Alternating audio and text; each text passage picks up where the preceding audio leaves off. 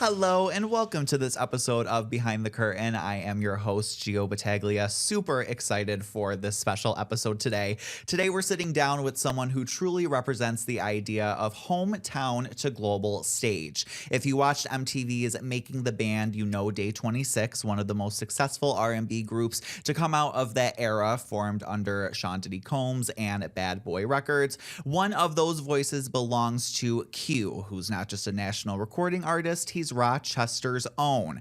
And Day26 went on to tour the world, release multiple albums, transition from Bad Boy to Atlantic Records, and carve out a legacy that still resonates with fans today.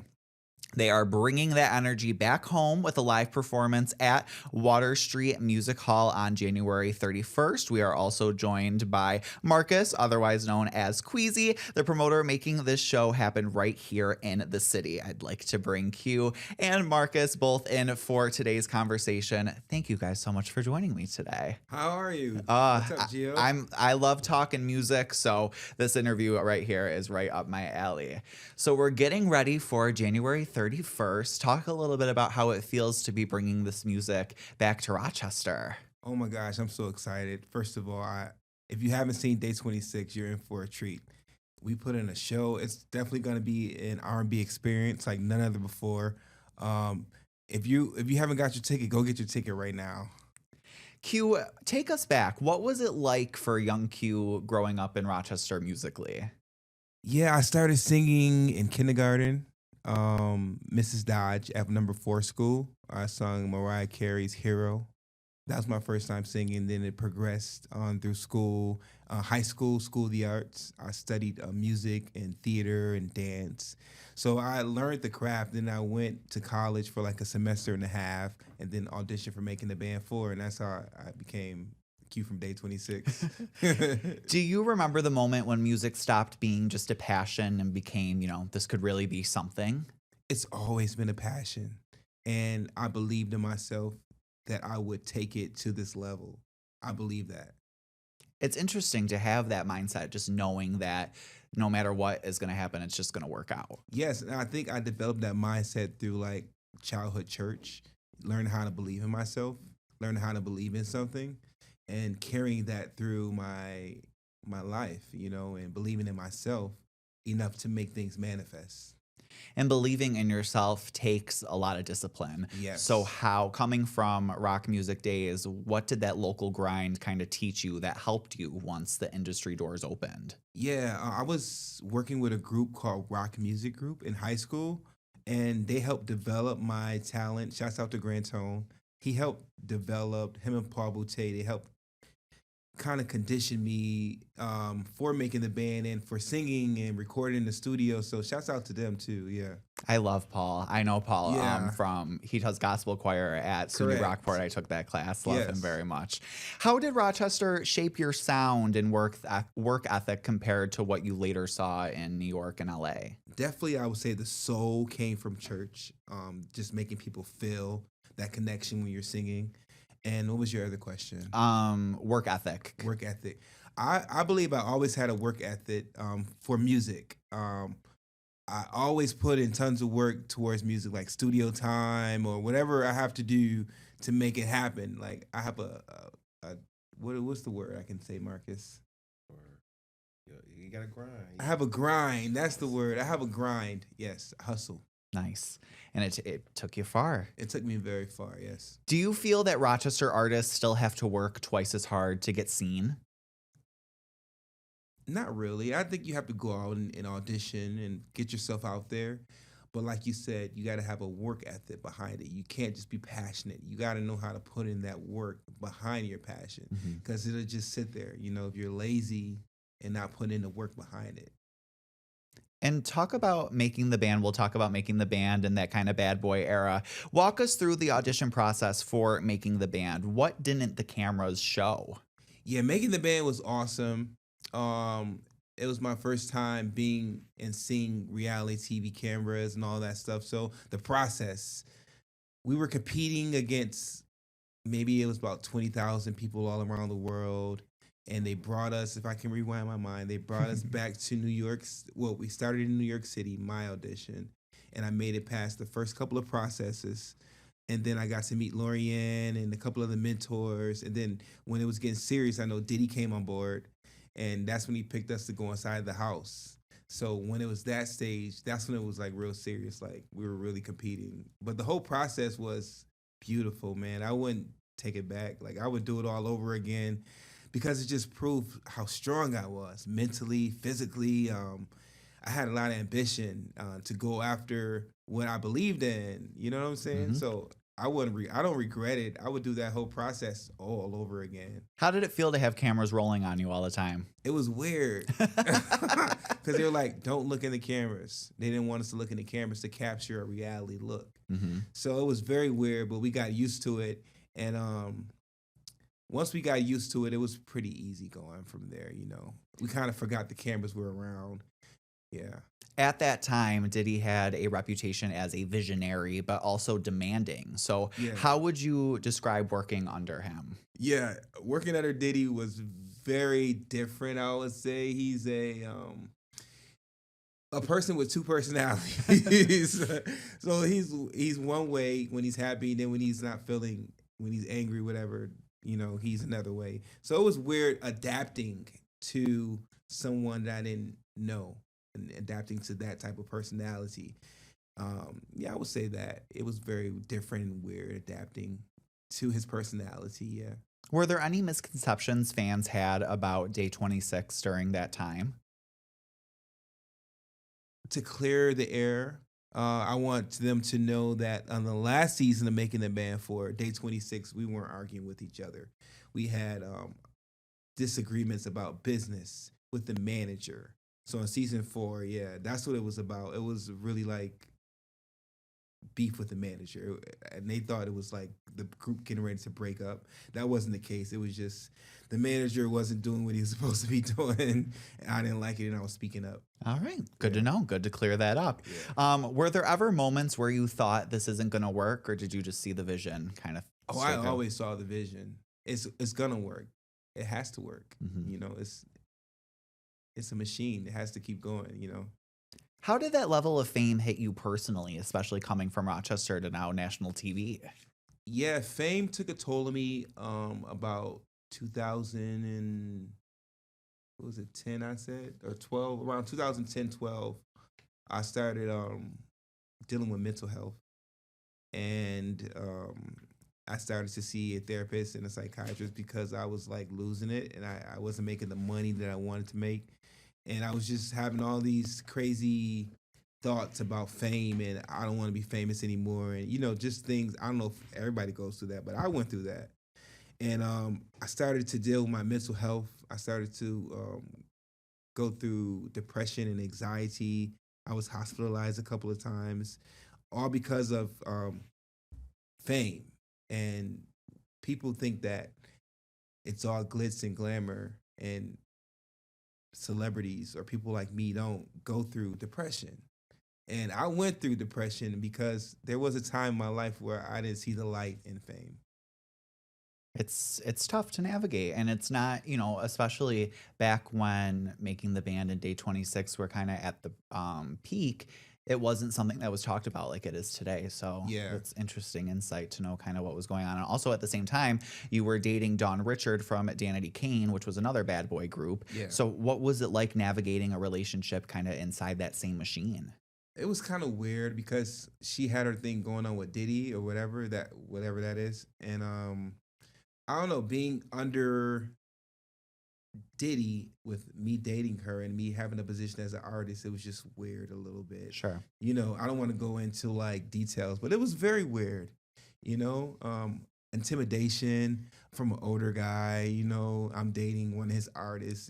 Money's involved. All those weird things. It just took a toll on me to where eventually I just took a step back. For sure. At that time in your life, did you feel like you could slow down at all, or was everything kind of moving fast? Which part? The depression part? Kind of just being in the industry and growing. Okay, can you repeat your question? Yeah, absolutely. Yeah. Did you feel like you could slow down at all, or was it just kind of that pressure to keep going? I had to keep going because I have a lot of fans and friends and family that depend on my sound, on my voice. me as an artist. So I had to be that person to show them that superhero, kind of like, don't give up, keep going, no matter how hard or dark it seems, continue forward, and a light you will see a light. And when day 26 left Bad Boy, what emotions, what was that kind of like? It was kind of hard for me, I guess. Not in this, it was difficult, but it wasn't because we were getting signed to Atlantic Records. So leaving Bad Boy, of course, that was a little comfortable because that's where we were from. And even though it was kind of bull, the contracts and all that stuff weren't right, it still was our home base. And I am very loyal to my where they found me. So it was kind of like heartbreaking to get, you know, shipped over to the next label basically. But that's what happens, in business. And what was that experience like at Atlantic? Atlantic was cool for a second, and then like I said, I had issues with the manager. So I said I don't want to be a part of this if the manager is still going to be a part of it. So that's kind of like when we separated, but it wasn't nothing with the group.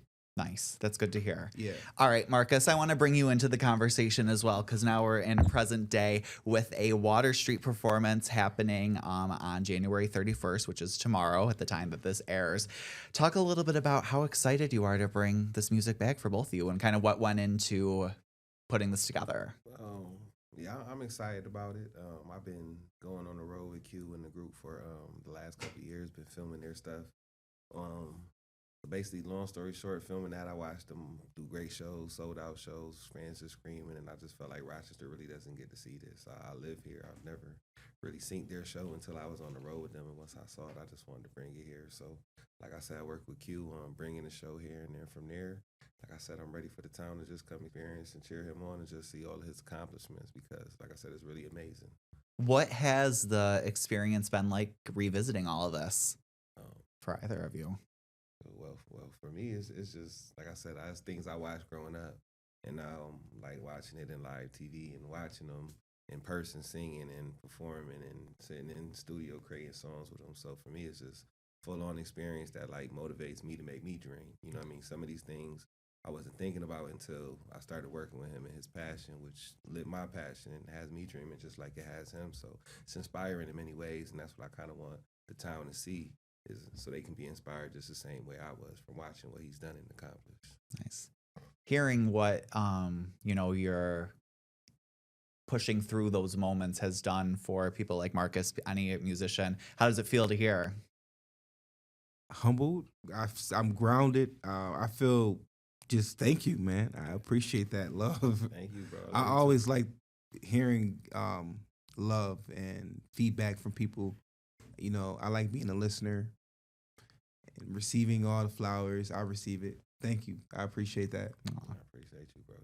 Yeah. And what is it that you think about the music that just keeps people connected, and why do you think it still connects to this day?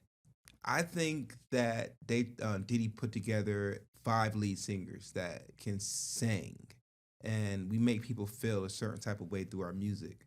So I think it's reaching new generations, and it's reached a generation that feels it and they support us. So I believe that it's going to be around continuously. Our music is going to stay around because, for number one, we can really sing. And a lot of people, they get behind the mic. You see the videos and you see all the other stuff, but then when it's time to perform, it's like, wait a minute. That's not what you sound like. That's not us. That's not the case with us. We put in an R&B experience, man, and it's like none other before. Nice. I like that. Yeah. What does success look like for you now compared to maybe 15 years ago? To me, my spirit is very rich and successful. I might not be a millionaire yet, but I'm a millionaire up here, and that's important. The way I think, the way I feel now, the way I carry myself, the professionalism that I obtain, that I have to, it's clearer now than it was before. And I understand my job a lot more. It's not just about me. It's about others and it's about really changing the world with my message through my music. And how has well, I guess we did talk about that, revisiting the music and in preparation for the show, but what should fans know about this January 31st event that makes it a must-see event? Marcus will be back in here as well. So for me, I say live band. If you ain't seen it, like he said, 5 lead singers, and like I said, they sound even better in person. You know what I mean? How they go in their pockets and rip off on stage and harmonize together. You know what I mean? Every show is different and it's natural. You know what I mean? It's not forced. Yeah. You watch them get together, it's just natural. Yeah, it's very organic. I'll say that too. Yeah. What's the response been as fans get excited to show up? It's almost sold out. Yeah. Almost. They going fast. Only a few little bit left, and we got people coming in from out of town. Like I said, their fan base is so big. Like I said, is wherever you have it, they're flying in to come see them. And every show we've done so far, it's been sold out, and they had to add another show to the show because it's been sold out, and they both end up selling out. Nice. So it's a blessing that we are being in the forefront of what's popping now. People still accept us. A lot of times artists don't get this far. They have 1 or 2 hits and they're like, okay, you're 1 or 2 hit wonder.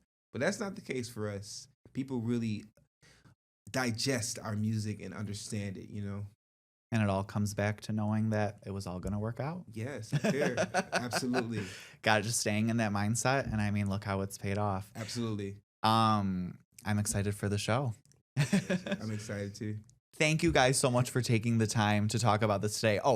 Logistics for the tickets that have not sold out yet. Where can we get them?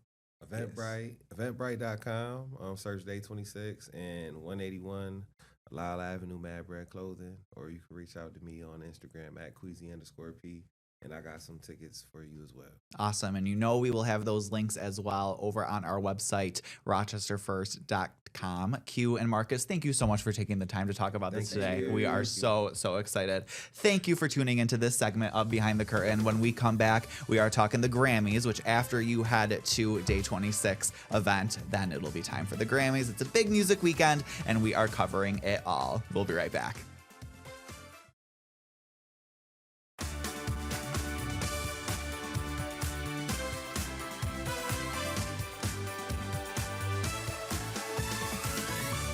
Welcome back. After a great musical conversation with Q and Marcus, we are keeping the music momentum going. Several graduates, as well as faculty from the University of Rochester's Eastman School of Music, have been nominated for the 68th Grammy Awards. That ceremony airing Sunday night on WROC CBS. In the Best Arrangement, Instruments, and Vocals category is Sarah Gazarek, an Eastman Associate Professor of Jazz Voice. She's nominated as both vocalist and arranger for Big Fish with Nate Smith and Sajay. We will hear from her in just a little bit. But in the Best Classical Solo Vocal Album category, alumna Julia Bullock is nominated for her performance on Sherber Beatles, and Paul Odette, an Eastman Professor of Lute, is recognized for conducting the Boston Early Music Festival Orchestra on Telemann, Eno, and opera arias for soprano. Now, I had the pleasure of talking with both Paul and Sarah about how they're gearing up. They both have already won some awards, but they say this honor is always very rewarding. Here is my conversation with Paul first, and then we will hear from Sarah. So you are nominated for Best Classical Solo Vocal Album. What does this particular project mean to you? Talk a little bit about the background of it. Well, this was a very exciting project. We give in Boston every November a performance of a Baroque chamber opera. And a couple of years ago, it was in 2021, we did a double bill of a brilliant comic opera by Telemann called Pimpinone. And we needed a companion piece to fill up the evening. And my colleague, director Stephen Stubbs, discovered this very late cantata that Telemann wrote when he was 85 years old. Incredible piece called Eno. And it fit perfectly with the comic opera because Eno is a very dramatic cantata, and it's about 35 minutes long, so it made a perfect companion piece. And that was so successful, and we had such a great response to that that we decided to record it. And to fill up the CD, we chose various soprano arias from operas of Telemann. So it's really a solo CD by the soprano Amanda Forsyth, accompanied by the Boston Early Music Festival Orchestra. Seeing this come from an idea of restoring this music to now seeing it on the list of Grammy nominations, how does it feel for you? It's great. It's very exciting. It's our seventh Grammy nomination for Boston Early Music Festival projects, mostly operas. And we won one in 2014, and I won for accompanying another singer back in the 90s. But it's still a great honor, and it's very exciting. As a conductor, how do you approach interpreting the music that is centuries old while keeping it emotionally alive for modern listeners? Well, it requires a lot of study. Those of us involved in what we call the historically informed performance movement involves studying all of the books, all of the treatises of the time to try to understand how they approached their music. One of the unique things about Baroque music, which makes it very different from music of the 19th and 20th centuries, is that composers expected a very high level of musical literacy on the part of the performers. So they didn't write a lot of details about how to perform the music. They left a lot of things up to the knowledge and discretion of the performers. So you really have to steep yourself in the performance practices, the way they approached the music at the time, and to try to understand what the composers had in mind. In this case, Telemann is such a great composer. Everything he wrote is so vivid; it just jumps off of the page and tells you what you have to do to bring it to life. Talk a little bit about the collaboration on this album. You mentioned the soprano who supplied vocals, her name Amanda. How do you collaborate with the soloist to bring out that technical mastery and that emotional storytelling?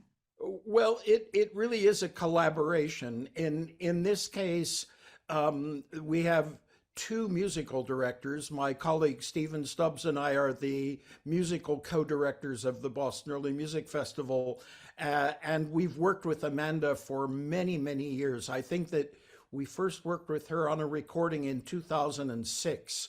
So we've done dozens and dozens of projects with her, and we know how each other thinks and how we approach things. And there's always a certain negotiation if one of us has a particularly individual idea about how to interpret details in the music. We do a lot of taste testing, and one person will have one idea, another person another idea. Okay, let's try them side by side and decide which one works the best. And it's remarkable because sometimes, of course, one tends to think my ideas will always be the best. So as soon as we try them out, they'll choose my ideas. But it's not the case, because the difference between an idea you have and what actually happens in performance are two different things. So I would say it's a kind of 50-50 collaboration where half of the ideas come from Amanda and half of them come from me or from Steve. And how does your work as a professor at Eastman kind of inform your approach to conducting and recording? I think they both inform each other because this is my 50th year teaching at Eastman, believe it or not. I was Congratulations. quite young when I started. And I learned so much from the students, and often the projects that I do professionally, I try out with the students in advance. So if there's a Baroque opera that I want to do with the students, or that I want to do with the Boston Early Music Festival, I'll often perform it with the students first to kind of get an idea of what works and what doesn't work. In this case, I didn't have the opportunity to try out any of the pieces on this recording because we don't actually have some of the instruments required. There are, for instance, quite virtuosic natural horn parts in both the cantata Ino and in particular in one of the opera arias. And so we were lucky to have a brilliant soloist in Todd Williams to perform that for us. Why do you think audiences today are still deeply moved by Baroque opera and arias? Well, because I think the quality of the music is so high. It's all about the genius of invention, of creation, and the quality of the music. Telemann, for example, was such a skilled composer with such an incredibly fertile imagination. The music speaks to us as directly today as it did back in the 18th century.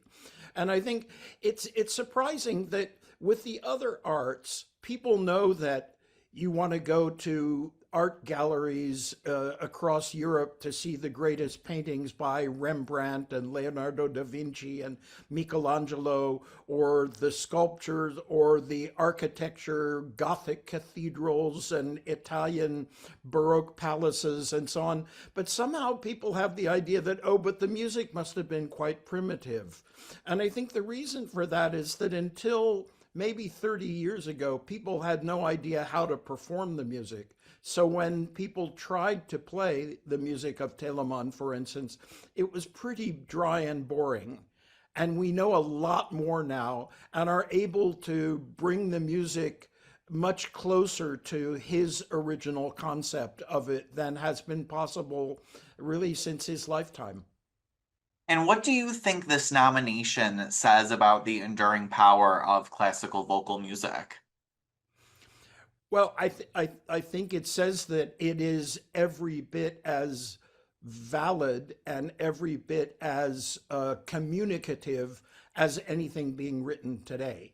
One doesn't have to apologize or pretend that you're bringing something from a dusty museum shelf. It is vibrant, alive music which speaks to the human condition, to the human experience as vividly today as it did back then.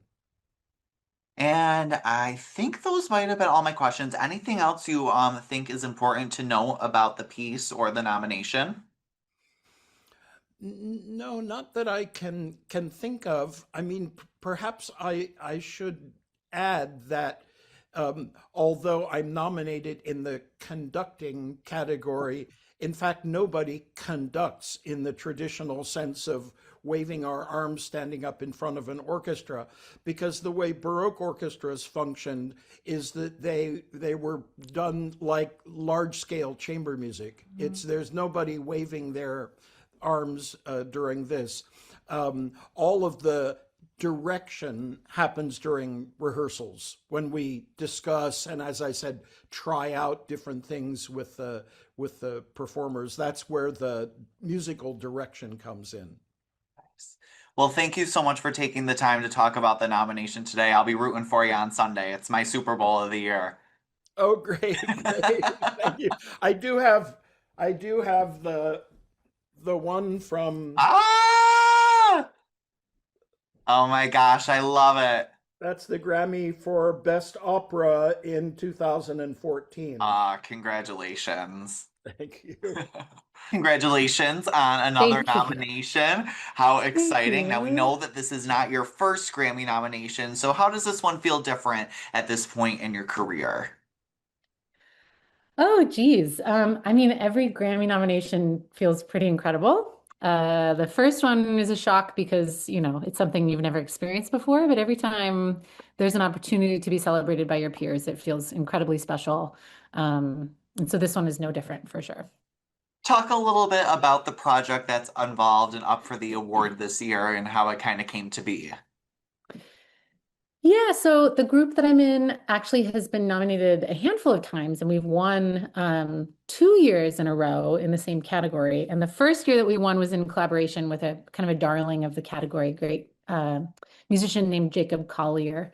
And the next year was our own nomination. It was like, it was just us, no collaborators. And this year actually was the first time that we've ever collaborated with a different artist.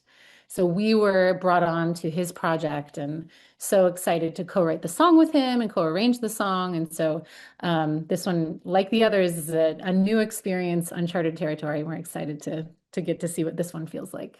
And what about the arrangement for Big Fish felt distinctive to you compared to other projects you've worked on?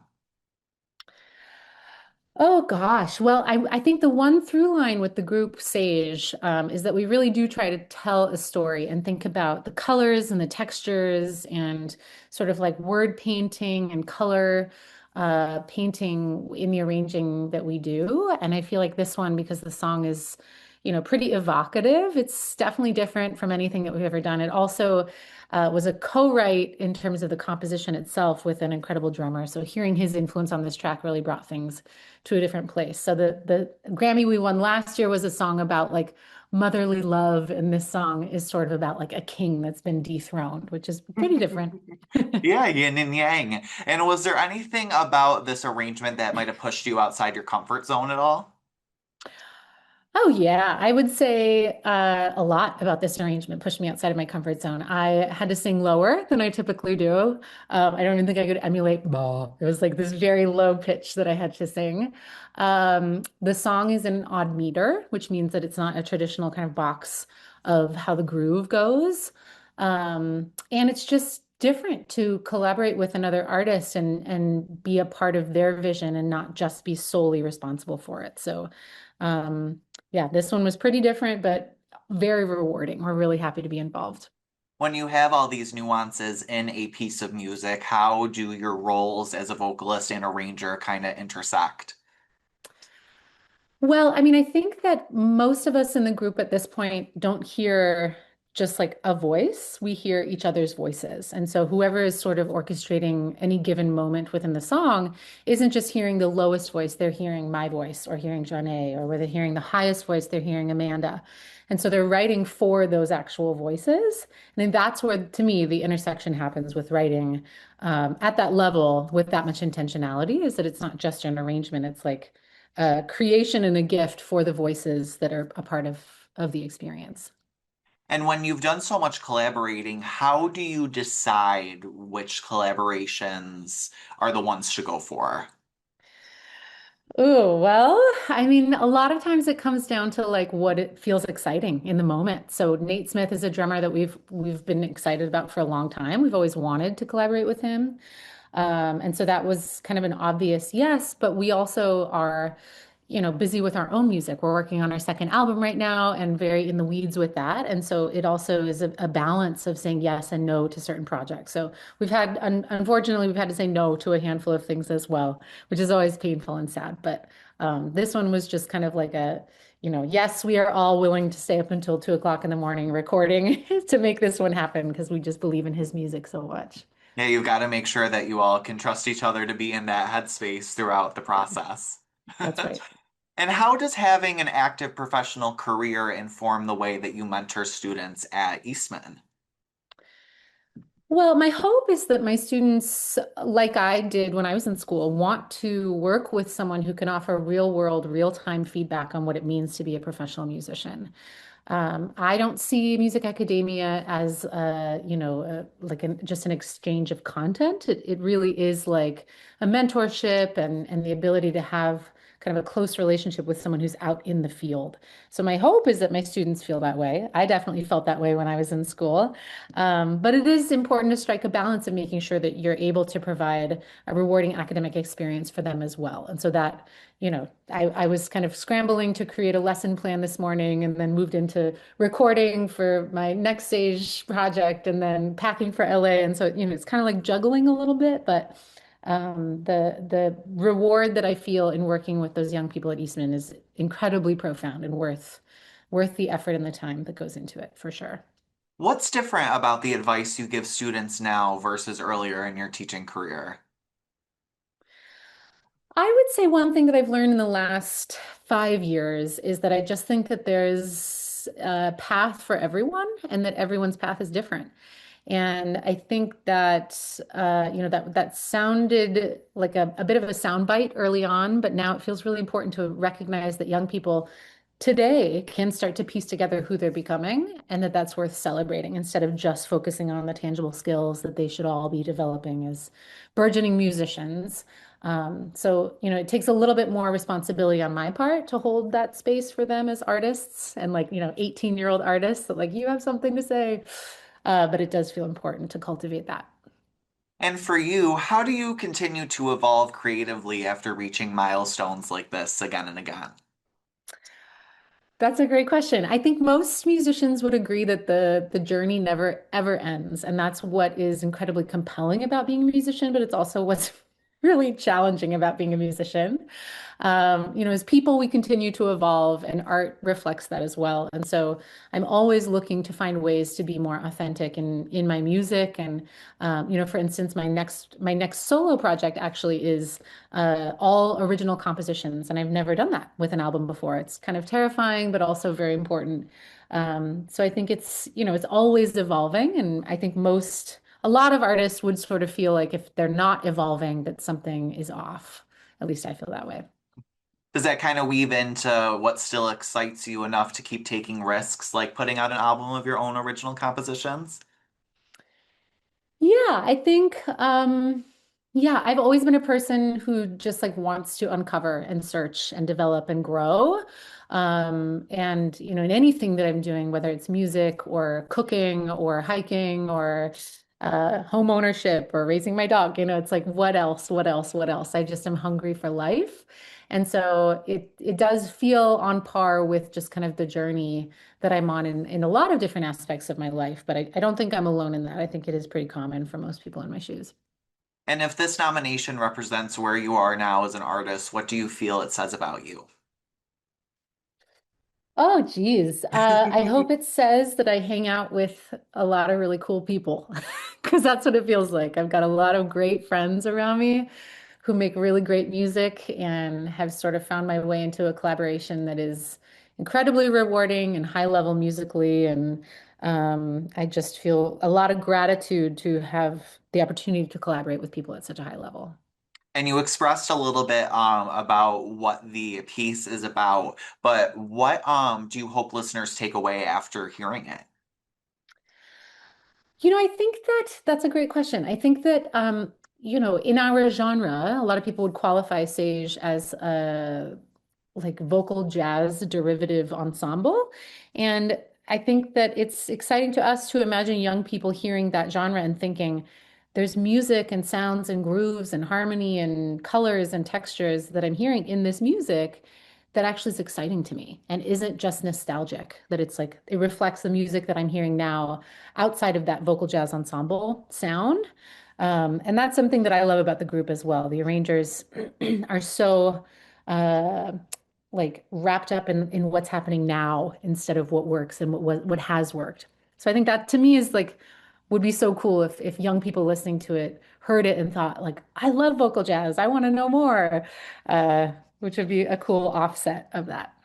Nice. Well, thank you for taking the time to talk with me about this today. We are rooting for you on Sunday. The Grammys are my Super Bowl, so I'm relishing in all of this. Awesome. Thank you so much. I appreciate you. Of course. Have a safe trip to LA. And we are, of course, rooting for our Rochester musicians this Sunday when the Grammys air on CBS. Thank you so much to Sarah, Paul, Q, and Marcus for great conversations today about music. The Grammys are like my Super Bowl, and with this Water Street performance that Day26 is doing, it's just going to be a weekend full of music, and I hope you get to enjoy some of it. Thank you so much for watching this episode of Behind the Curtain. It is always a joy. Very excited for next week's episode, and I'll see you then. Take care. Get the Rochester First streaming app today for everything you love from News 8 on demand, plus exclusive shows you won't see anywhere else. Search ROC and download for free on Roku, Amazon Fire, and Apple TV.